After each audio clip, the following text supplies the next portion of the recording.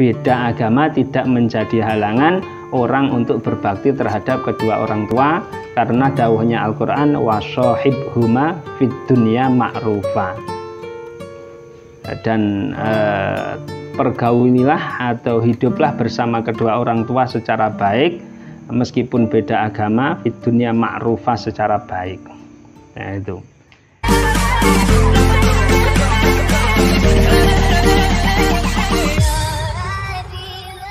Wasa disuwal arbaun utawi cabang keimanan kang kaping 46 iku birrul walidaini ngabekti marang wong tuwa loro. Wa iya kalan wadiya sira wa uququl walidaini ing wani marang wong tuwa. In adroktahuma lamun tetemu sapa sira utawa ya membersamai hidup ing walidan wa qaddim lan dhisikna sapa sira al umma ing ibu fil ihsani ing dalem gawe bagus alal abi tinimbang saking bapak. Cabang keimanan yang ke 46 adalah berbakti terhadap kedua orang tua. Kemudian kita diberi warning oleh Syekh Nawawi Banten agar kita itu sangat hati-hati atau menghindarkan diri, takut betul untuk berani terhadap orang tua jika kita membersamai hidup mereka. Kemudian terkait dengan prioritas, siapa yang didahulukan? Yang didahulukan adalah ibu kita daripada ayah. Ruya dan riwayatake apa anna rajulan temen sedune wong lanang iku kala matur sinten rajul li Rasulillah maring Rasulillah sallallahu alaihi wasallam. Mature pripun? Man ing sinten Kanjeng Nabi abaru gawe bagus sinten kula. Terhadap siapa Nabi? Saya berbuat baik. Kala jawab sinten Kanjeng Nabi lahu maring rajul ummaka ing ibu sira. Summa qala nuli matur sapa rajul lahu maring Kanjeng Nabi man ing sinten Kanjeng Nabi abaru gawe bagus sinten kula. Kala jawab sinten Kanjeng Nabi ummaka ing ibu sira. Summa qala nuli matur malih sinten rajul lahu maring Kanjeng Nabi man ing sinten Kanjeng Nabi aburruka gawe bagus sinten kula. Kala jawab sinten Kanjeng Nabi ummaka ing ibu sira. Salah samarratin kelawan telu pira-pira ambalan. Summa qala nuli matur sinten rajul fir rabi'ati ing dalem ambalan kang kaping 4 man ing sinten Kanjeng Nabi aburru bagusi sinten kula. Kala jawab sinten Kanjeng Nabi lahu maring rajul ummaka ing ibu sira summa abaka nuli ing bapak sira. Nuli ing bapak sira. Abaka iku nek cara ilmune nahwu jurumiyah iku termasuk asmaul khamsah. Asmaul khamsah iku nasab dengan memakai apa dikah? Alisan kah? Memakai alif. Tadi maf'ul. Nah, itu kan kenapa dibaca abaka? Tidak abuka, tidak abika. Cabang keimanan yang ke-46 adalah berbakti terhadap kedua orang tua. Ini tidak pandang bulu, baik orang tua itu sering sepakat dengan kita, sering sepemikiran ataupun bertentangan. Meskipun itu dalam hal agama berbeda umpamane. Kan banyak tuh fakta nih. Yang satu Islam, anak-anaknya Islam, yang lain atau orang tuanya adalah non Muslim. Nah, meskipun seperti itu tetap harus berbakti kepada orang tua. Beda agama tidak menjadi halangan orang untuk berbakti terhadap kedua orang tua, karena dawuhnya Al-Quran washohibhuma fid dunya ma'rufa. Dan pergaulilah atau hiduplah bersama kedua orang tua secara baik meskipun beda agama, fid dunya ma'rufa, secara baik. Nah itu. Berbakti kepada orang tua itu seperti apa? Prinsipnya yaitu al-ihsan ilaihima wa imtitsali amrihima allati la yukhalifus syar'a. yaitu berbuat baik kepada mereka dan mengikuti atau mematuhi perintah-perintah mereka selama tidak bertentangan dengan syariat. Kalau bertentangan dengan syariat ya kita bisa menolaknya, tapi menolaknya juga harus dengan hati-hati. Menolaknya harus dengan hati-hati. Di Al-Qur'an ada ayat wa qadda rabbuka alla ta'budu illa iyyahu wa bil walidaini ihsana imma yablughanna indakal kibara ahaduhuma aw kilahuma fala taqul lahumā uffin wala tanharhuma wa qul lahumā qawlan karima. Al-Isra ayat 23. Bahasa wala tanharhuma, dan janganlah bentak orang tua. Akhirnya dijelaskan oleh Al-Imam Ahmad Asy-Syafi'i bahwa maksud jangan membentak orang tua itu ay ammala yu'jibuka minhuma biighladzin, yaitu karena ada sebab hal yang tidak mengenakkan, hal yang tidak cocok, hal yang tidak membahagiakan, hal yang tidak menyenangkan kita dari apa yang dilakukan oleh orang tua. Wong tua karepe A, kita karepe B. Orang tua inginnya setelah sekolah, umpamane Dika setelah SMP, orang tua minta di SMK, Dika pinginnya di SMA umpamane. Nah, itu beda ngalor karo ngidul. Nah, nanti yang putri-putri ketika sudah sampai pada waktunya dilamar, si putri pinginnya A, si wong tua ora oleh pinginnya B dan yang lain sebagainya. Nah, itu juga meskipun beda cara pandang, beda pilihan, umpamanya pilihan calon pasangan, itu tidak boleh kita menolaknya secara keras, itu tidak boleh. Bi alla ta'murahuma walatan hahuma. Atau kalau mereka itu melakukan sesuatu kesalahan yang kita tahu itu hal salah, kemudian cara kita membenarkan, cara teorinya ya tidak boleh membenarkan dengan cara-cara yang keras. Walau kana dzalikal amru ghairu munasib, meskipun ya tidak pantas. Jane ora pantas dilakoni wong tua, tapi tidak boleh dengan dilakukan secara keras. Bal idza ahabba ayyamurahuma aw yanhahuma falyakun ala sabilil musyawarah bil lutfi warifqi. Teorine atau panduannya adalah ketika kita itu menginginkan untuk memberitahu orang tua, untuk menyampaikan kepada orang tua apa yang dilakukan orang tua kita itu tidak tepat, untuk mencegah mereka dari melakukan kesalahan, untuk memerintah mereka untuk melakukan hal-hal yang baik, maka hal itu ya boleh bisa dilakukan, tapi catatannya falyakun ala sabilil musyawarah bil lutfi warifqi, dengan cara musyawarah. Umpamanya orang tuanya itu umpamanya biasane, kalau saya kadang ya keras ngomong ke tonggone, ya udah. Wong tua seneng. Orang tua kan sudah sampai masa titik nostalgia dengan cerita-cerita zaman dulu kan. Aku mbiyen cilik kayak gini, aku mbiyen enom kayak gini dan yang lain sebagainya. Sementara kita yang muda ki krungu yu kering. Kadang enggak apa ya enggak pantes lho. Engko yang ngono domongke. Nah, satu enggak pantes, kemudian nanti apa itu jenenge menjadi problem baru, atau kemudian nanti membicarakan orang lain, enggak pantes belas lah. Saya sering mengalami lah, maksudnya hal-hal yang bertentangan dengan orang tua. Lah ini ya kadang ya sabar, kadang ya akeh ora sabar.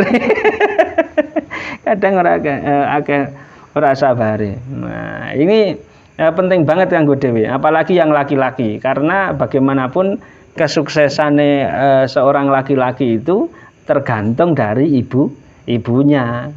Nah, kalau yang perempuan dalam Islam ya lebih dominan terhadap suaminya, bagaimana hubungan dia dengan suaminya. Kalau baik, kemudian tidak terlalu aneh-aneh, ya nanti bisa diridhoi oleh Allah Subhanahu wa taala, hidupnya enak, sukses dan yang lain sebagainya. Tapi kalau untuk yang laki-laki dominan itu bukan takut terhadap istri, tapi takut terhadap kedua orang tua. Jadi dalil ya, Her. Jadi dalil. Nah, itu terhadap orang tua harus begitu. ngati-hati betul. Aku ya maca kitab ini dari Al-Imam Ahmad As-Sawi yang menyatakan kalau terhadap orang tua, mau merintah, mau menghalang-halangi orang tua, mau mencegah orang tua melakukan sesuatu, oh ternyata tidak boleh dilakukan secara langsung, akan tapi dengan cara musyawarah, ya di ngobrolkan baik-baik. Kadose ngeten niku kayaknya seperti itu tidak pas. Kayaknya seperti itu kurang baik. Kayaknya yang lebih baik ini. Ya, bahasanya begitu. Bahasanya tidak seperti bahasa dengan suami istri atau bahasa dengan teman. Jok kaya ngono. Wah. Nah, kita membicarakan kita sendiri ya ngono iku. Nah, termasuk berbakti kepada orang tua yang kebetulan orang tuanya sudah meninggal, kayak aku, bapakku sudah meninggal dan teman-teman yang lain yang juga kondisinya seperti itu. Termasuk berbakti kepada orang tua adalah menjalin hubungan yang baik terhadap saudara, terhadap teman-teman orang tua kita yang sudah meninggal. Wa min birrihima birru shadiqihima walau ba'da mautihima. Itu setelah matinya kedua orang tua kita atau salah satunya, kita tetap menjalin hubungan yang baik dengan orang yang dulu itu baik dengan orang tua kita. Nah, birrul walidain, apalagi kalau orang tua kita sudah meninggal. Orang tua sudah meninggal itu tidak menutup kemungkinan kita tetap birrul walidain terhadap mereka. Diwadawuhke Kanjeng Nabi Agung Muhammad sallallahu alaihi wasallam, mal mayyit fil qabri illa kal ghariq al mutakhawwith. Jenazah yang sudah masuk ke kuburan, sudah pindah alam, itu kalau bukan levelnya para nabi, orang-orang yang mati syahid, kemudian wali, soleh, orang yang soleh betul, ya umumnya orang yang banyak dosanya, itu illa kal ghariq al mutakhawwith. Nang kuburan itu, nang alam kuburnya bengok-bengok njaluk tulung sebagaimana orang yang tenggelam terbawa arus banjir besar. Cara wong tenggelam terbawa arus banjir besar upamane nang kali wetan ngono njuk banjirnya piye? Kira-kira le bengok-bengokke alon-alon njaluk tulungke alon apa seru? Nah, seru kan, tolong, saya dibantu, saya tenggelam ini dibantu, mesti bengok-bengok. Lah orang-orang di kuburan itu juga seperti itu. Termasuk orang-orang tua kita yang mudahnya orang biasa lah, bukan ya wali, bukan nabi dan yang lain sebagainya, ya tidak lepas dari kondisi semacam itu. Nah, kalau sudah minta tolong secara dengan suara keras, yantaziru da'watan talhaquhu min abin au ummin au akhin au shadiqin, kemudian mereka itu, para ahli kubur itu menanti doa-doa dari orang yang masih hidup. Kalau yang mati anaknya itu berarti ya doa dari ibu dan ayahnya. Kalau yang mati saudaranya ya dari saudaranya. Kalau yang mati itu anak teman sepergaulan, maka ya menanti doa-doanya dari teman-temannya. Kalau orang tua yang meninggal, ya berarti menanti dari anak-anaknya, menanti doa. Fa idza lahiqathu kana ahabba ilaihi minad dunya wa ma fiha. Kemudian ketika doa itu benar-benar disampaikan kepada Gusti Allah, kemudian sampai kepada mereka, fa idza lahiqathu kana ahabba ilaihi minad dunya wa ma fiha, maka orang-orang yang sudah dikubur itu sangat bahagia banget karena didoakan oleh orang yang masih hidup, melebihi kesenangan mereka terhadap hadiah dari dunia dan seisinya. Dewe paling seneng apa nang donya iku? Duit ya. Ya. Ayo Bud, paling seneng karo apa Bud? Karo duit kan? Nah, kayak duit 10 juta, 20 juta sampai 100 juta. Wah, itu seneng banget. Lah itu kira-kira kalau orang yang sudah meninggal itu sudah tidak berarti yang semacam itu. Lebih seneng, lebih milih didongake anaknya. Wa inna Allah ta'ala la yudkhila ala ahli kubur min tu'ali ahli al-ardi amsalal jabal. Kemudian kalau setelah sampai doa itu, kemudian diilustrasikan oleh Kanjeng Nabi bahwa Gusti Allah itu pasti akan memasukkan kepada ahli kubur, menyampaikan kepada ahli kubur doa-doanya orang yang masih hidup, amsalal jabal, seperti gunung-gunung yang besar. Gunung besar ini gunung Sumbing, gunung Merapi dan yang lain sebagainya. Bukan gunung-gunung yang kecil, gunung-gunung yang besar. Saking dahsyatnya doa orang yang masih hidup untuk ahli kubur yang telah meninggal. Inna hadiyatal ahya'i ilal amwat al istighfaru lahum. Dan sungguh didawahkan Kanjeng Nabi, hadiah terbaik orang yang masih hidup terhadap orang yang mati adalah al istighfaru lahum. Orang yang masih hidup, anak yang masih hidup itu mendoakan orang yang sudah meninggal, mendoakan bapak, ibu, keluarga yang sudah meninggal, memintakan ampunan bagi mereka. Kalau ada riwayat lain dari Imam Ar-Razi, Abu Hatim Ar-Razi, kemungkinan wazada wasodaqoh anhum dan sodakoh.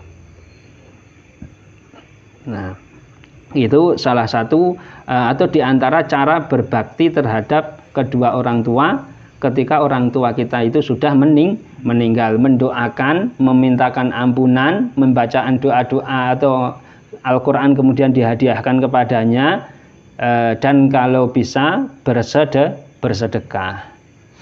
Nah, tapi meskipun begini, nah ini cara ngilmune wali, Cara ngilmune wali, Abu Laits As-Samarqandi itu pernah ditanya begini. Dulu ada orang tua sudah meninggal. Kedua orang tua itu meninggal. Anaknya masih hidup. Saat meninggal, itu kedua orang tua itu kecewa terhadap anaknya. Alias anaknya ini yang hidup, orang tuanya meninggal dalam kondisi dia mengecewakan kedua orang tua. Kira-kira oleh birrul walidain piye? Karena SDW dikandani gak gelem, gak manut orang tua, atau kita berbeda pendapat dengan orang tua, sampai orang tua itu pegel, kemudian sampai meninggal itu dalam kondisi kita belum mendapatkan ampunan dari orang tua. Akhirnya ditanyakan sama Abu Laits As-Samarqandi, annal walidain idza mata sakhitaini 'alal walad hal yumkinuhu ayyurdiyahuma ba'da mautihima. Mbah Wali, Mbah Abu Laits Samarqandi, ketika ada dua orang tua meninggal dalam kondisi marah terhadap anaknya, ya mungkinkah anaknya ini meminta ampunan, meminta kerelaan terhadap kedua orang tuanya? Ternyata dijawab oleh Abu Laits As-Samarqandi, ya bisa. Di antaranya dengan satu, istighfar, kemudian mendoakan mereka, kemudian mengirim sedekah dan yang lain sebagainya. Tapi ada satu catatan yang sangat penting yang disampaikan Abu Laits As-Samarqandi, dari sekian cara birrul walidain yang bisa membuat orang tua yang sudah meninggal itu akhirnya rela dengan kita, memaafkan kesalahan-kesalahan kita terhadap mereka, itu ada satu hal, yaitu ayyakunal walad sholihan fi nafsihi. Anak yang ditinggal mati itu tambah soleh, tambah soleh, tambah soleh. Li'annahu la yakunu syai'un ahabba ilaihima min solahihi. Karena apa? Karena meskipun dikirimkan doa sebanyak mungkin, meskipun dikirimi bacaan Quran yang sangat banyak sekali, meskipun dikirimi hadiah pahala sodakoh yang tidak terbatas, tapi itu tidak lebih membahagiakan orang tua dibanding dengan si anak yang ditinggal mati itu semakin hari semakin baik, semakin hari semakin soleh. Itu cara ngilmune Abu Laits As-Samarqandi, ya, salah satu wali ini Gusti Allah Subhanahu wa taala, kekasihnya Allah.